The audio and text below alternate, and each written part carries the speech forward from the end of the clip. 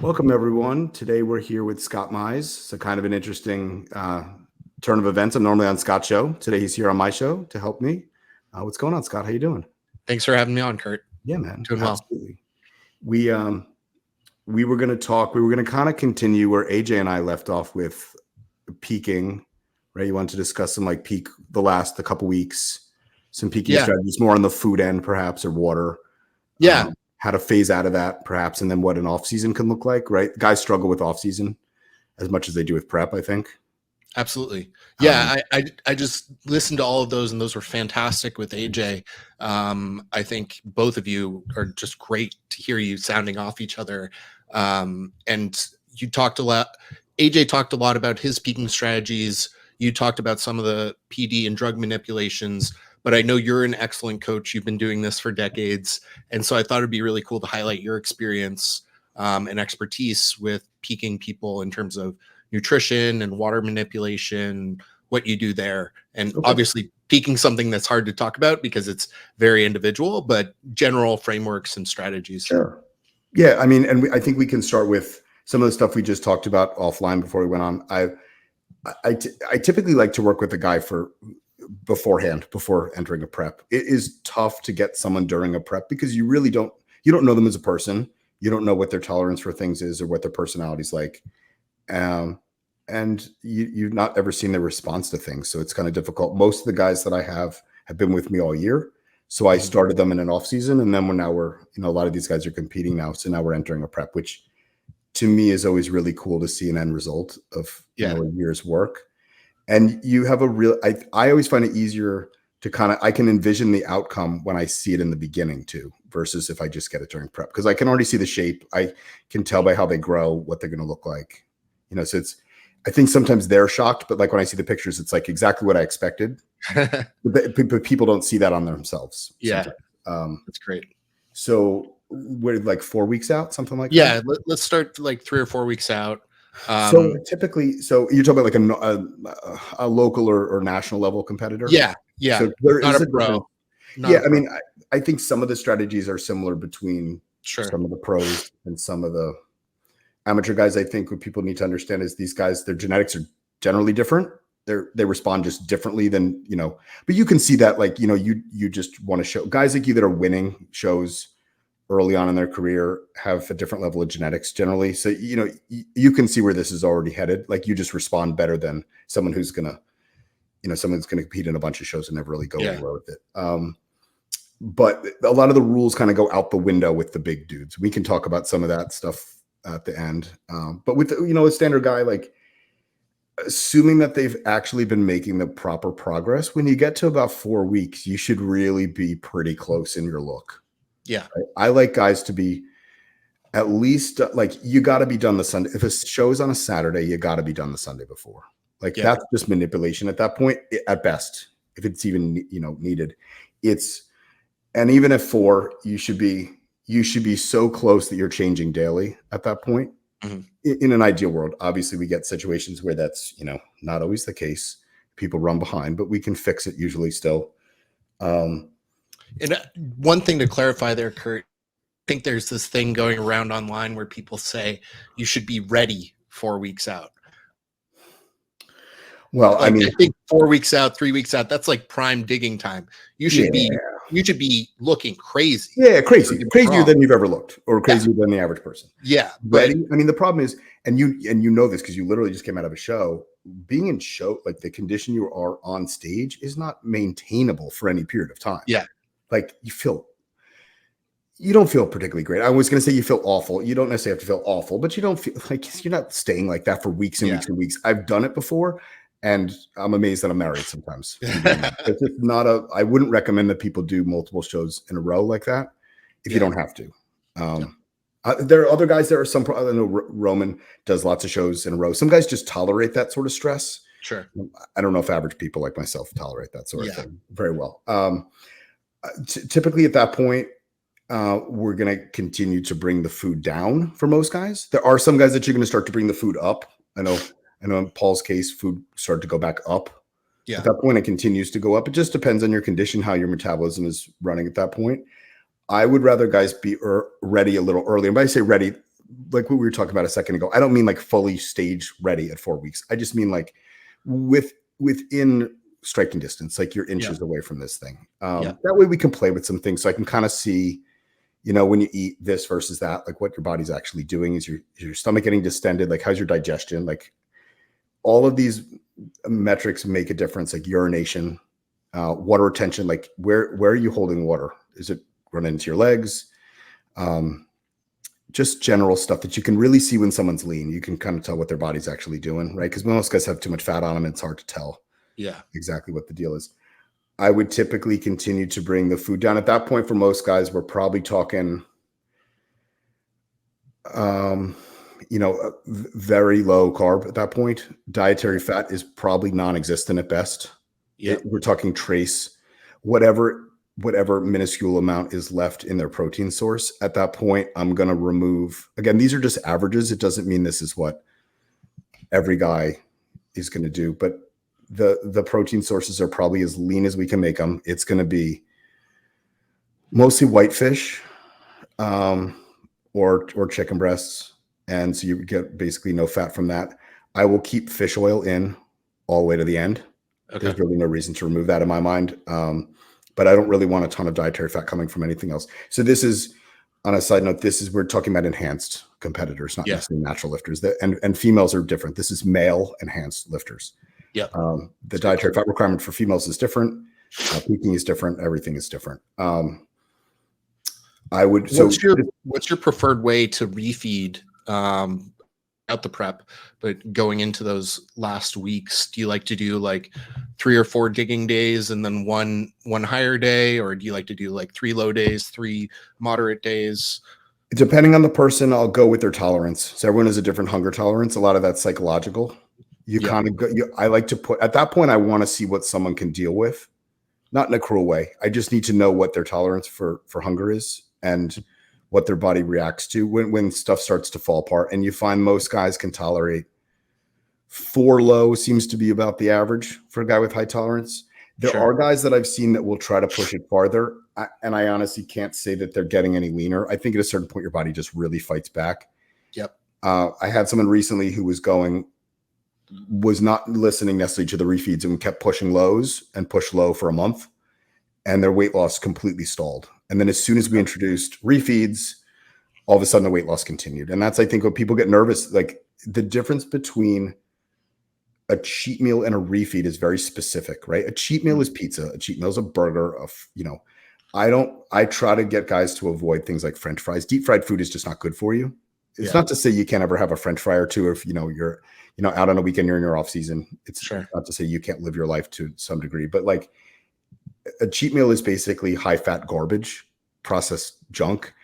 A refeed is a specific technique used, and it's to get leptin and thyroid hormone back online.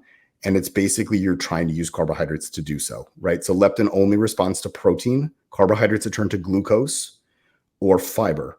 So you don't really want to mess with dietary fat at that point. Leptin doesn't recognize this, and it's not doing anything for glycogen or to speed your thyroid up. It'll just sit in your stomach longer, and it's more likely to get stored. So on those days, I'll try to push, let's say 4 low, and it depends on the guy. I mean, some guys, their low might be 100 grams of carbs, 200 grams of carbs, depends on the person. Some of the big pros, their low is an absurd amount of food, 4,000-5,000 calories. But for an average guy, so let's say that their carbs are super, super low, and it's basically just protein, perhaps some asparagus or some non-fibrous vegetable that's easier to digest.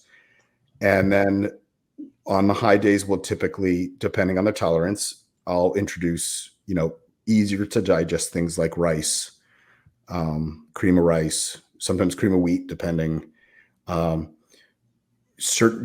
Possibly, so again, depending on someone's tolerance, maybe it's some sugar, it's some jelly, it could possibly be a piece of fruit. It depends on how much you can eat and what your body reacts to. I typically at 4 weeks, so I'm removing most of the fruit from the diet as well, because there's not a lot of room. It's not that there's anything wrong with fruit. It's just that if you only have 300 grams of carbs to eat, I'd rather utilize things that are going to cause an effect versus, like an apple. While it's good for you, it's not necessarily doing exactly what we're looking for it to do. So at that point, it's mostly it's pretty much non-existent dietary fat. It's pretty much moderate protein. I don't push the protein super high. A gram per pound is generally plenty for most guys. I think for the last 15 years, we all overate protein thinking that we need like 500 grams of it. Digestion's just better when you bring it down a little bit, and then it gives you more room for carbs. And then on the high days, with intolerance, I might start experimenting to how high I can push it. And what I typically do is the day after the high day, first thing.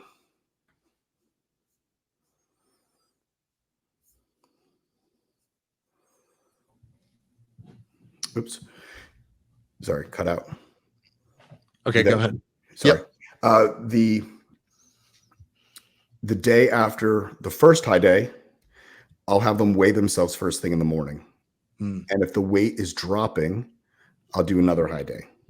So there are some guys that need 2 in a row. And on rare occasions, there's guys that might need 3 in a row just to get the metabolism, back on track. You don't want the metabolism to start running away at that point. That happens to me. Like once I get to a certain point of leanness, my weight will just plummet. It'll keep going and keep going. It's like a runaway train. So at that point, I have to bring the food up. For most guys, generally one refeed, the 4 low days and high day. And then normally I would do, let's say 4 low, 1 high, repeat. And that might change based on, sometimes you have to pivot depending on their training split. Right. So if I don't want typically a high day to fall on an off day. And it's not, the reason being is muscle contractions cause GLUT4 translocation. So like if you don't exercise, you're not as likely to store glucose as glycogen. It will eventually go as glycogen, but it's just not as easily stored. So it's one of the reasons why when we talk about peak week, I don't generally have guys stop lifting. I think the lifting changes dramatically. You're no longer growing, but you need to be doing something in order to store glycogen. Because you'll notice when you go on vacation, if you don't lift, you'll lose your pump. Yeah. Right. Even if you're overeating, you'll feel flat. So you don't really want that effect, especially if you're going to try to fill someone back out with carbs and they're not lifting. Where's it going? Yeah. So that's typically, at 4 weeks. And then it's just monitoring the look and the biofeedback until the a week out at that weekend, right? So at that point, like I discussed before, again, these are averages. It doesn't mean it's always occurring. Sure. We're pulling injectables. Certain orals will stay in, or might stay in, and the dose depending might increase on those. Yeah. I would typically, depending on when their last high day is and their look, either you might be depleting them the first half of the week and then reloading them, or some guys you might start slowly carbing them up at the beginning of the week and then going in. Yeah. They're already flat. Yeah. I would typically, I don't love guys to be playing with electrolytes in the off season. I think there's a lot of silliness now with this stuff. Just eat your food. If you're eating clean, healthy bodybuilding food, you don't need to be adding salt and all this stuff to your food. Just eat your food. Yeah. There's no American that's deficient in sodium. You don't need to, it's not doing anything that you need. You're not a marathon runner. You're not sweating out. The human body will preserve salt if it senses excess sweat too. So you're not going to lose precious minerals like that. I would typically at this point, maybe at 2 weeks out, I might increase the water intake a little bit, depending on their body type again. These are just average statements based on, what we see in general. So I might increase the water intake. That way I can reduce it. I don't ever pull water entirely. Okay. I don't think that's needed. Very rarely do you see a water issue at the end if they're lean enough. I think the problem, and I saw this at the Universe, guys just aren't getting in shape. I don't know, it's like bodybuilding peaked in the mid 90s and it's slowly gone down since then. Yeah. I don't know what is occurring, but it's just, I don't know if guys are not bringing their estrogen down or what they're doing. I'm not going to say it's diuretic use because I don't honestly think most guys, technically you could get by with none if you're lean enough. At that point. So if I increase the water, I'll start to decrease the water, a couple days before. Perhaps use other things with water, like depending on the look. Usually at 3 days out, you can kind of figure out what's going on with their body. This is where it becomes very important that I see someone like on video. Pictures will work, but video, FaceTime and things like that are a lot easier. So I can see like how their digestion is going and what the actual look is.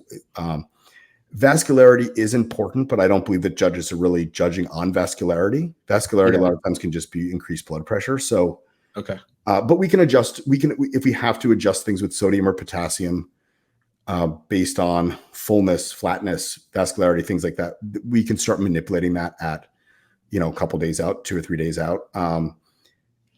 Some tricks you can use things like alcohol, caffeine, to kind of help clear some extra water out as well. I'm not, like I said before, I'm not a huge diuretic fan. I think they can be dangerous. And I don't very rarely do you need a ton. It might be like half a dithiazide the night before or aldactone a day before. It's generally not, it doesn't necessarily need to be this abusive thing. Some coaches are running this stuff for a whole week out. Risky in my mind. So also depending on what you have to do with water, it's perhaps you have to reduce carbs one day and maybe it's a fat load. I don't typically do fat loads, but if water has to go real low, you can't really make glycogen. So then your energy substrate has to change. So then in that case, you would use dietary fat in that case. Makes sense. It's not necessarily that common. It just depends on someone's body. If for some reason they're having some sort of reaction, something's occurring where the fluid balance is now really high, you could use techniques like that to kind of, help them dry out a little bit. But again, I think drying out is a misnomer. I think a lot of times they're just not lean enough. Yeah. If you're super peeled, you have no place really for fluid to go. And so I'm removing testosterone. I'm removing anything that aromatizes at this point. That's why I switched to short esters. The switch to short esters, I've spoken about it before, is not because test-propionate holds less water. It's because you can move the dose up and down really fast and pull it. Versus an anthate or cypionate, if you've ever tried to remove that, you got to wait a couple weeks and it's unpredictable. You'll wake up one day and it's gone. But you don't know when that's going to occur. Like you literally just wake up and it's out. With propionate, you can generally see it come out. Again, if you're not lean enough, you might not notice it coming out, but you should, in theory, see when that drops out. You don't have to drop tests. Some guys run tests into shows. If you want a harder, drier look, I would generally remove it. And depending on how hard and dry, depends on when you're going to pull it. Injectables are pulled the week before, just because there's some level of inflammation. You just don't need them necessarily either. If you make a mistake, like I had an accident with one, you get a bruise, a hematoma, something like that. You just unsightly garbage you don't want to see on stage. And the goal of peak week is not to be growing.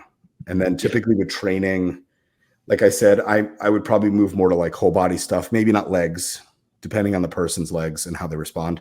Maybe it's just 1 or 2 sets of 20 reps of different things just to get a contraction in there so when you start carbing them up, the glycogen can get stored.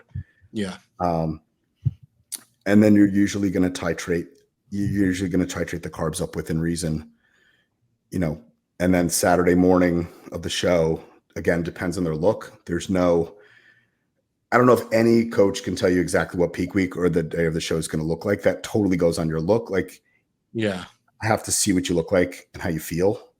And know your body. Some guys, we pull the food. Some guys, we don't.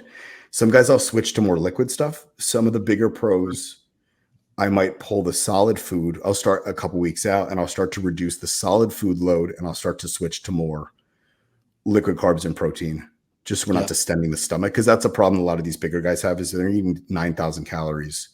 If you eat that in chicken and rice, your gut's going to hang out.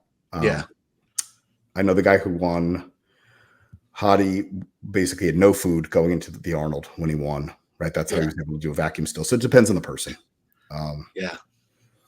What else you got? Water, like the day before and the show, it's kept pretty minimal usually. Yeah, I mean, typically, if I would increase water, prior the week out, and just rough numbers. If they're drinking a gallon, maybe we bring it to 2 gallons for a couple of days. You want to basically fool the body to start excreting more.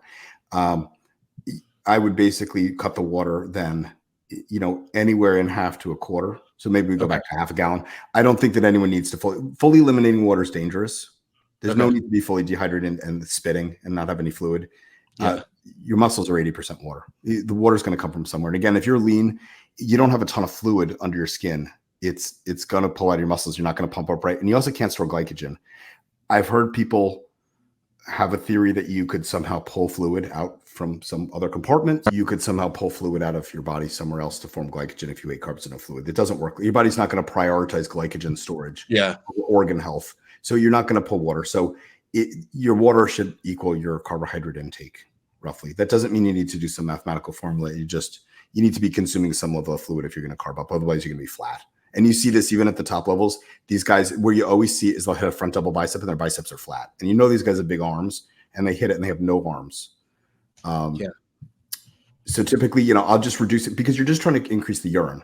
At that point, typically, I'm going to even be tracking someone's urine. I know it sounds weird, but I want to make sure that they're actually excreting the fluid and there's nothing wrong with their kidneys. Depending on the person and what they're doing and stuff, we might even be pulling labs every 2 weeks. I just want us to know that everything is working right before we continue to push, right? Because this is when things can get risky. And again, depending on the level of the person, you don't generally see that at the amateur level so much, but national level, pro level, guys are pushing hard and you want to be careful with them.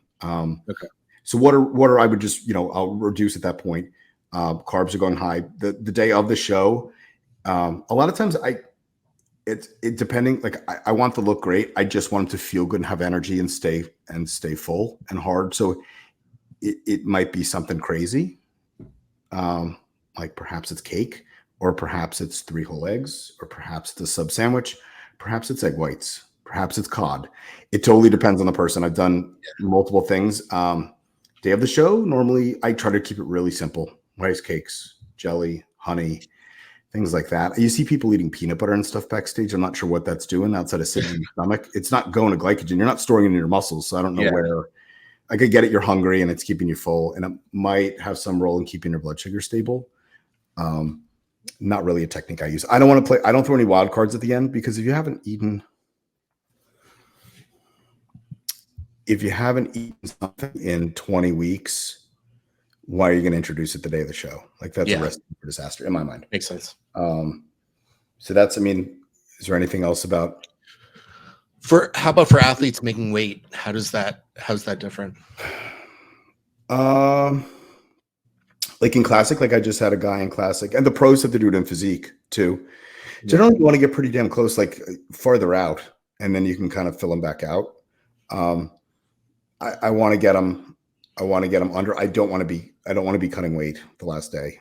Okay. I'd rather I'm like a half a pound or a pound under, during peak week, and then we can always manipulate that if we have to. The judges don't know what you weigh.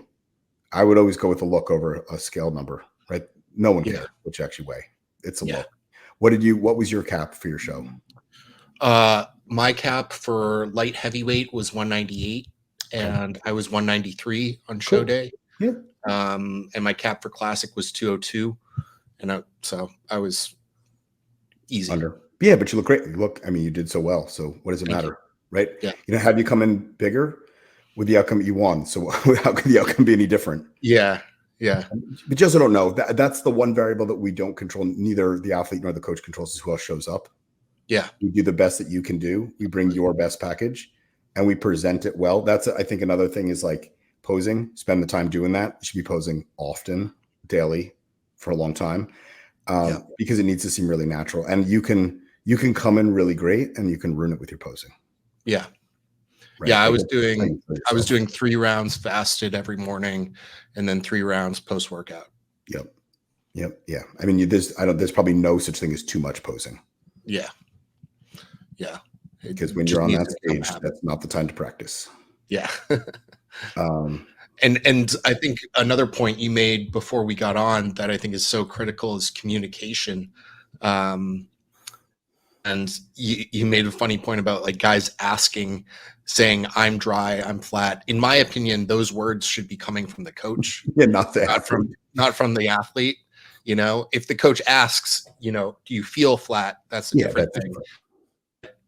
In general, you're sending them pics, you're answering their questions, you're giving them the feedback they ask for. Not I am. I think that's really important. Yeah, you and I talked a couple of times during your prep too, right? Your personal judgment. I think all of our judgment is off during prep, right? You really second guess everything, especially at the end. You're not I don't know anyone that doesn't feel flat at the end. How do you not feel flat? If you're not flat feeling at the end, you're not dieting. Yeah. It's not possible to have, you can't diet the whole time and have full glycogen stores. Thermodynamics doesn't work like that. You can fill your glycogen stores out once you're lean, but you can't keep them like that. They're not going to stay. Like, you're going to be flat as a pancake, and that's okay. That's the key, is the relationship and the communication back and forth, right? There has to be that consistently and constantly. Yeah. Like, I want to talk to someone at least daily during peak week, not several times a day, depending. My guy at the universe, like, I talked to a couple of times. We were on FaceTime. Like, I have to look at him. You know, I went. Luckily, universe was near me, so I went there. I saw him 2 days before. We went to the gym together. Went to the posing room. I took a look at him. I put him through a light workout. I more just wanted to see how he felt, how he responded. Like, you can tell a lot by someone's mental state at that point, right? They should still be positive about the way about the way they're going to do and stuff at that point. There's no reason to be down on yourself. And then, I think then the biggest challenge is then in the coming out of a show, if they're going to do another show. I'm not even going to talk about if it's like the next week, because that's madness to me. At that point, you're just holding your condition. You might have to deal with water again. I have a guy who's doing a show 2 weeks out from his last show that he just won. I guess he signed up for 2 initially, which I get, right? You never know how you're going to do. He ended up winning the first one. So if I were him, I would have just canceled the second one. Yeah. But he's going to do the second one. So typically so I've pulled all this stuff, but you got to hold this for 2 weeks. Again, it depends on the person. He lost some size during prep because we were behind. Like, I got him late in prep. And so we were behind. So the diet was extreme for a period of time. And so he probably lost a little bit of size, but I mean, he made weight perfectly, like on the dot, and he won. Striated glutes. So we did our job, but going in, I had him restart test propionate the night of the show, just for like general sense of well-being. It'll drop back out in a couple of days anyway. I just wanted him to not feel horrible. Yeah. And then reintroduce some of the other anabolics in smaller doses, just again to get the level, just to kind of hold some tissue. I made the call based on his look to reintroduce some things. And the plan is, again, to pull them next weekend before the show. But again, I'll reassess that, because depending on his look, if he still looks hard and lean, I might leave him in for the show. Yeah. Right? The feedback from the judges were more size on his lower body, but we're not going to gain any size in 2 weeks. Yeah. That being said, if it can kind of create a fuller look, perhaps, assuming he can hold the body fat where it is, maybe we'll leave the stuff in. But again, that's a kind of a coach, like on the fly. Like, I'm sure you saw your coach do that too. Sometimes you have to pivot really fast. You can't. I would love to say that there's an absolute for all these things, but that's the hardest part about being a coach, is knowing the answer and knowing it on the fly and in all situations, because you're never going to get the same thing twice. And I think, and that's even with lifestyle stuff. I think that's where the experience thing comes in more so than just book knowledge. Is everyone is so different, and everyone needs different stuff. And unless you've seen it before, you don't know how to respond to it. Yeah. Yeah. For me, we made a pretty last minute call to keep test and GH in, just because I run really flat. I get in that case, you leave it in. Yeah. Very easily. And you were lean. Yeah. I was, most of prep, I was on, my low days were 400 to 500 grams of carbs. Mm-hmm. And we were running 2 typically high days a week of 1,000 grams of carbs. Good.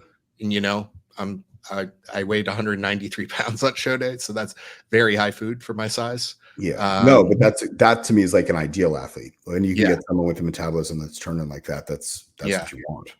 Yeah. So we were doing everything we could just not to lose fullness at the end. How much cardio were you doing? For most of prep, none.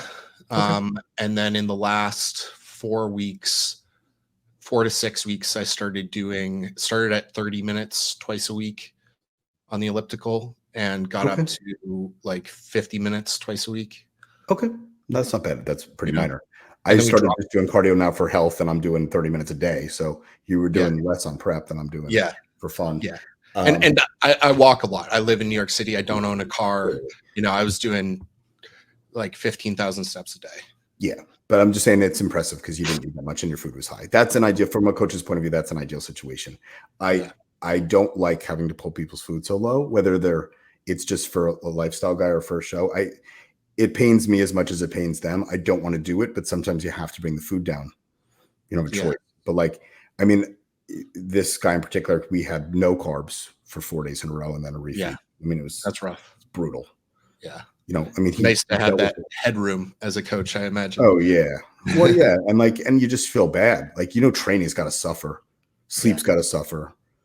You know, I've been there too. When I was overweight one year and I waited too long to worry about my weight. And then I was eating nothing but chicken and asparagus. Yeah. Miserable. Like, you'll lose the weight. It's just, you don't feel good. Yeah. There's a guy at my local gym. He decided in the universe last minute. And 6 weeks out, he was like, I think I'm going to do the universe. It's never a good idea. And he's like, will you take a look at me in the locker room? So I looked at him and I was like, I was honest with him. I was like, you look good, dude, but you're definitely not 6 weeks out. You're like 10 to 12 weeks out. And he was like, do you think I can make it? And I was like, that's not the right question to ask, you know. And he was self-coaching too. And he went down to 50 grams of carbs a day pretty much until the show with some small refeeds. And he didn't do great and he didn't look great. And I told him after the show, he was like very disappointed in himself. He was like, I think I should retire. I was like, man, you just not preparing. You need to give it a year. You need to take it seriously. You need to have a coach. You need to plan this further out. You can't hop into a national show. Like, you can't do a shotgun prep self-coaching to a national show. No, not unless you're like Flex Wheeler. Exactly. Someone who's going to eat hot dogs into a show. Yeah. I mean, the harsher your diet is and the longer and harsher it is, the worse you're going to look generally. Yeah. You don't want to die. Like, yours was ideal because your stress was probably minimal too, right? Yeah. Like, you probably were hungry, but yeah, well, I'm sure it wasn't that bad. I don't ever remember. I mean, you and I talk all the time. I don't ever remember talking to you where you were like, I'm famished. I feel awful. I don't ever remember those words coming out of your mouth. I think we talked about labs and things like that, but like, I don't ever remember you complaining about, you know, anything specific like that. No, it was honestly an easy prep. The hardest part was the week I got COVID and was in the hospital for a week in January, which thankfully was pretty far out. And then, you know, I had a really bad reaction to Halo and had regurgitation and hiccups and horrible bloating. And as soon as I dropped it 2 days later, what do you know? I'm great. So, I mean, I guess that's a good way. So I think part of that, though, is your off season, right? Like, this kind of segments us into the next part of that is what your off season looks like and how to grow, right, without getting out of shape. I think the biggest thing is something I'm a big proponent of is not. I don't like it's AJ's term that I'm going to steal. It's progress season. It's not off season, because I don't think mentally you should think that you're off. Yeah. When you retire, you decide not to do this anymore. Perhaps if that's the road you want to go down, you can call it off. But I think as a bodybuilder, whether you're actually competing or you're just living that lifestyle, it's just part of the journey. You're not like letting yourself fully go. That doesn't make a lot of sense. And that's going to dictate how your prep goes. Like, your prep was probably easy because you didn't get horribly out of shape. Yeah. Right. If it's done right, prep shouldn't be hard.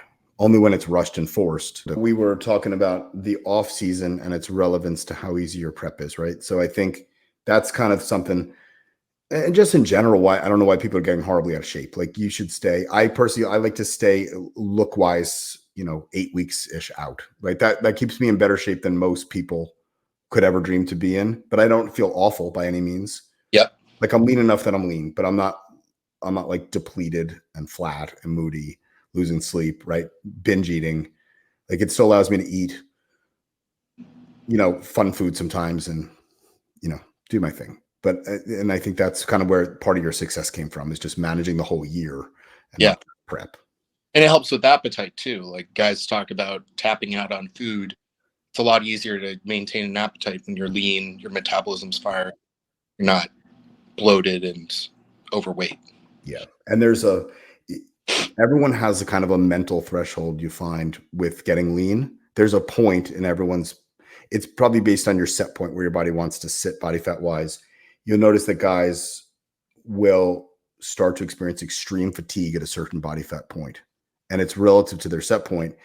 So a guy like me, I might not get it till I'm in show condition because I stay leaner. Same with you, right? Like you can tolerate this stuff pretty well. Yeah. I have other guys that come to me that are more average body fat, and when you get to them to like 9 or 10, all of a sudden there's like extreme fatigue, and they almost feel like they're like near death. Meanwhile, it's just your brain telling you to slow down. It's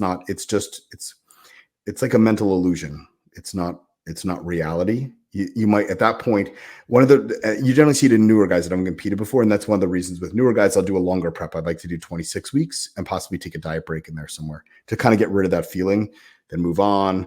The way you have more time for mistakes and them to not feel awful. Yeah. Versus someone like you could probably whip it in 8 to 10 weeks. You could realistically probably pull it together if you had to, right? 12 is like safe. Yeah. 16 is like probably almost too long for you at this point. We did like 20 weeks actually. Yeah. I mean, the first 4 or 5 weeks was at a cruise dose. Totally. Yeah. And you titrate up and just getting some of the inflammation off and stuff like that. It wasn't really dieting at all. And then it was about 16-week prep, including the week with COVID where we weren't doing anything. Yeah. And then the week and a half with gastric distress. So, and I was ready early. I mean, I looked awesome in February. So yeah, it'll definitely be a shorter prep next time. Cool. Yeah. And that's an ideal place to be. Right. Okay. So going into the off season, typically you want to try to maximize 2 things initially coming out of a show. You want to, or maybe 3 things. You're trying to minimize fat gain. The body will be very prone to putting weight back on quickly. And there is a rebound effect that does occur. Biologically, it's not a muscle rebound though. Like I hate to say that. It's the body wants to store fat and it wants to store it really badly immediately after a show. There is some obviously filling back out of glycogen, and obviously you will store some muscle, but chances are when you see guys gain a ton of muscle coming out of a show, it's because they've removed thyroid medicine and stimulants and added gear back in. And it's more that response than it is this biological, there is no necessarily muscle rebound. The body doesn't work like that. The body doesn't ever sense a need to get really muscular really fast. That's just not something human bodies do, but we definitely have a biological need to get fat. Right. And if you're coming out of a famine, the body's going to be very nervous and it's going to want to store fat. And fat cells experience hyperplasia on their own, unlike muscle cells. So you will double and triple and quadruple your fat cells if you continue to fill them up. So you don't want to do that because then they're around for at least a decade. Then you got a whole ton of fat cells to get rid of. Yeah. And that contributes to appetite too. Leptin and ghrelin get really screwed up the more fat cells you have. So that's one of the reasons why when you're leaner, you don't have those same appetite issues. So with that, going into off season, you want to minimize all those things from occurring. And you want to maximize the results coming out, but you also have to be careful with your health, right? You come out of a show, you've been on some harsh things, you've done some harsh things to your body. Typically it would be something like you reintroduced testosterone, assuming you pulled it, a nice long ester, something more manageable than using test propionate. Perhaps it's another anabolic. Again, it's an individual thing. Depends on what their goal is and where they're going with this thing and how their health is. If their labs are atrocious, maybe it's TRT and a reduced food diet. I'll give them a good meal the night of the show, maybe, a good breakfast or something the next day. And I really want them to go back onto their diet that was at like depending on the person, 4 to 6 weeks out. Yep. And then we titrate the food back up, just like everything else, right? You bring the gear to a level that will support anabolism and minimize fat storage, but nothing absurd, right? Because you're coming from a place that your health was compromised potentially. And we would then slowly transition into an off season from there, check labs again. Once everything seems good, it's basically whatever their cycle is going to be and whatever macros they really need to start growing. Now, you had some specific questions on what maximizing growth. Yeah. So a lot of guys, I think there's a spectrum, like we were talking about, with guys who say, I can't eat anymore. I can't grow anymore. So I think there's one hand, the average guy who comes to approaches you in the gym, let's say, and says, I'm eating so much I can't grow. And then there's, on the other end of the spectrum, there's Roman Fritz, who's eating 1,500, 2,000 grams of carbs a day, and is saying, hey, I really need help figuring out how to leverage different tricks to be able to get the food down. So I guess what's the stepwise process? Who either think or are tapped out on food, which inevitably happens to everyone. Yeah. So, and two very different things, right? The average guy that's just trying to get bigger versus, an open pro bodybuilder like Roman. Yeah. So Scott's referencing this because I help Roman on occasion with some things, and we just played with his food. So he's kind of hit a slight, roadblock where growth has come, to a slight halt, and you only have so many levers that you can pull to continue growth, right? And so this is one of the things we could do, is try to play with his food. So I'll get to that strategy in a second, because that's very different than what you do for the average gym bro. So, I end up talking to probably like you, right? Like you probably go to the gym and you end up making small talk with, 10 guys a day every time you go to the gym. They know you, they watch your YouTube channel. You're like the local competitor guy who does well. You clearly know what you're doing, right? So everyone's just going to ask you advice all the time. So we get, you get the guy who's like average shape, and he wants to grow, and it's generally not just more food for him. Perhaps I would usually start with the right food. Yeah. So food at a basic level is not the driver of growth. There is an energy requirement for hypertrophy, but it's less than most people think. It really probably, again, it's an estimate, maybe 200 extra calories a day, really, and as an energy need. And that's over your maintenance. That's not.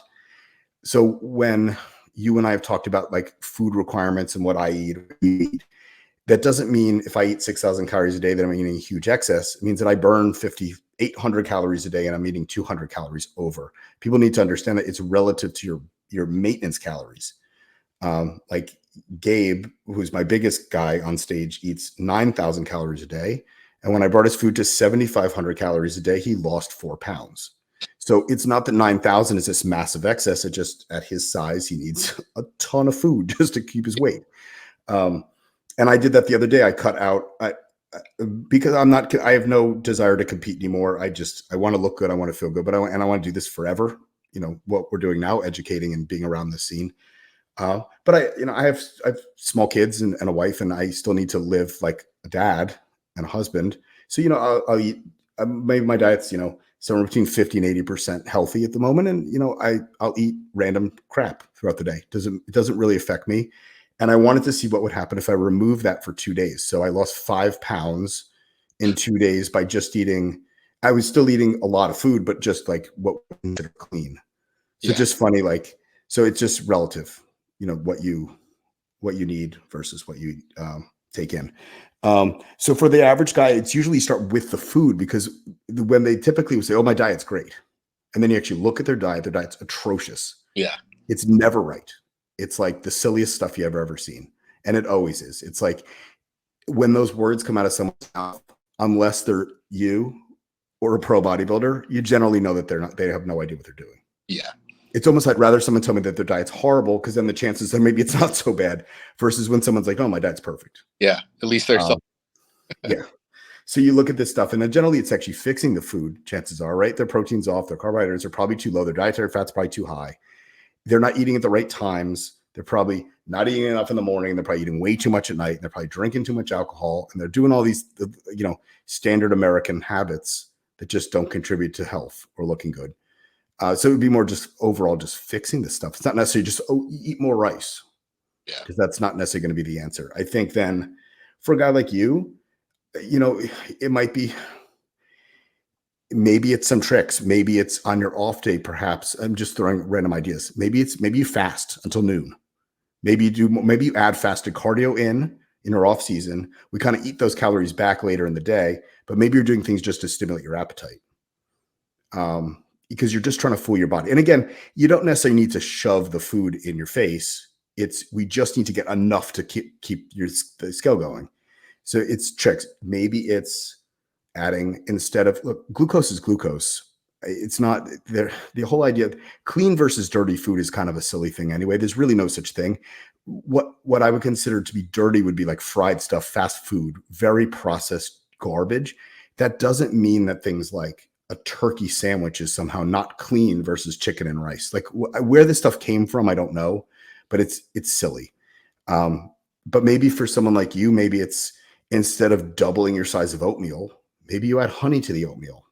Yeah. Maybe it's like if you look at what people that are very overweight or obese do, you kind of look at those habits and they tend to use very calorie dense things that don't take up a lot of space, and they drink a lot of their calories. So we can kind of take a cue from that and say, maybe you add orange juice to your breakfast. Yeah. Maybe you add, and sometimes it's as simple as that. An extra, 200 calories right there might be enough for you to continue making progress again. Very rarely do you need to like double someone's food. Yeah. Adding things like dextrose or honey. Yeah. Yeah. Like so for me, I need to eat a lot of food, but I also don't have a huge stomach and I don't have a frame to support a huge stomach. So a lot of guys get stuck on eating whole food 6 meals a day. It's not something that I've really ever done. I've tried it and I had no better result. I just felt full all the time. Yeah. I drink. So let's say I eat 7 meals a day. I probably drink 3 of them and I eat 4 of them. Yeah. And it doesn't make a difference. The human body doesn't recognize nutrients until they're in your bloodstream. So it doesn't matter if your amino acids are coming from whey or they're coming from chicken, the body has no difference. In fact, there's actually studies to show that whey causes more protein synthesis than chicken. Yeah. So a lot of that stuff is not really backed in science. So that's how I deal with it. I'm also busy. Like you, I can't be sitting around. I do this. This is what I do all day long, but I'm on videos, I'm on phone. I can't be eating chicken while I'm on a video. So I'll drink stuff if I have to. I try to eat my regular meals, breakfast, lunch, and dinner with my family if I can. And I, in between that, I might supplement with something. Yeah. That for me is easier. But again, for someone like you, perhaps you're switching, if your post-workout meal is chicken and rice and you just can't stomach anymore, and that's one of the more important meals for growth. Maybe it's you start adding, like you said, maybe you add dextrose in there somewhere. Maybe you drink more intra-workout stuff to get an extra, couple hundred calories, or maybe you add a protein shake somewhere else randomly in the day. Yeah. So for someone like Roman, then it becomes really a physics challenge where to fit stuff. So the same kind of thing. I actually really just added powdered stuff, and we're trying different stuff that's not so contemporary. I'm not going to give away all this stuff, but basically when we talked before about leptin, what leptin responds to. So leptin doesn't respond to fructose per se. So in a normal person, you kind of respond, right? Because you want to be full. You don't want someone starving all the time. But in someone like his case, we're kind of fooling his body to not know that it's full, so he can force more food in. So we started using other things that are not traditional just to kind of trick his body into allowing more food in. And then also using things in a powdered form added to other things just so he could get it in. But that's a very extreme example. And that's you're talking about 1 in a billion people that need to actually eat like that. The fat guy at the gym that benches 225 does not need to be adding, things like that to his diet. Yeah. Even I think the average amateur competitor, you can go through a checklist, right? Of, are you following a meal plan? That's one. Are you spacing your meals out throughout the day equally? Are you hydrating? Are you making sure you're cutting out things that bother your digestion, like cruciferous vegetables? A lot of guys too at the amateur level who are still kind of trying to use like prep foods during their off season. They're making like protein ice creams with xanthan gum and stuff like this. And it's like, you're in the off season. What are you doing? Like you need to be smart about, just like you said, switching to more hyper palatable sources. And that, I think that those are some of the first steps you should take before you think about any of these tricks. Yeah. But you need to understand the way your body reacts to food, right? And how food in general works. And I think a lot of guys are just simply lacking that stuff. That's what I find. I mean, you have a good understanding of this stuff, but what I see generally is, and this is where guys then look for a coach, which is totally fine. That's one of the things that coaches do. But it's very interesting now that bodybuilding has gotten so big because of social media that lots of guys that get into this actually have no understanding of food or the body. And then all of a sudden they want to be a bodybuilder. Yeah. Right. But you generally start somewhere. more basic than that before you pursue a more extreme thing that requires, a relatively advanced knowledge of the body. Yeah. And the way it's going to interact with things. And outside of that, yeah, I mean, I would just continue to titrate things up, right? Like you would titrate, I go back and forth. It would be gear and then food and then gear and then food back and forth. And then it depends on some variables. If body composition starts to go and the food isn't obviously way too high, perhaps it's more gear. If your strength goes, it's generally a gear issue. It's not necessarily a food issue. If the scale is fully stuck or it starts to go the other direction, unfortunately for physics sake, there's more food that's required. Right. Yeah. But that's, again, if you work with someone, they can kind of give you more of, an unbiased look at what's actually going on with your body versus you just throwing more things at it. Right. Yeah. And for someone who's not, again, outside of being very advanced, most guys can tolerate, if you add 100 or 200 calories to their diet is generally adequate. And same with gear, at 100, 200 milligrams might be enough to get you past a hump. It doesn't mean you need to double your doses. You don't need to go from 300 milligrams of something to 600 milligrams of something in one jump if you've only been cycling for a year or two. Yeah. Seems like an awfully large jump, right? But then with the bigger guys, you're talking about bigger, everything's just bigger. Yeah. But for them, it's generally, you're then fighting at that point against genetic limitations where most people, I hate to say it, there's a lot of people that think they've probably reached that. They probably haven't gotten anywhere near their genetic limitation. Yeah. Myself included. Yeah. I mean, me too. I, at this point it's age caught me before, genetics caught me, but we will see. Great. Yeah. You got anything else? No, this is great, Kurt. Thank you for sharing. Cool. Thank you, Scott. Thanks for including me.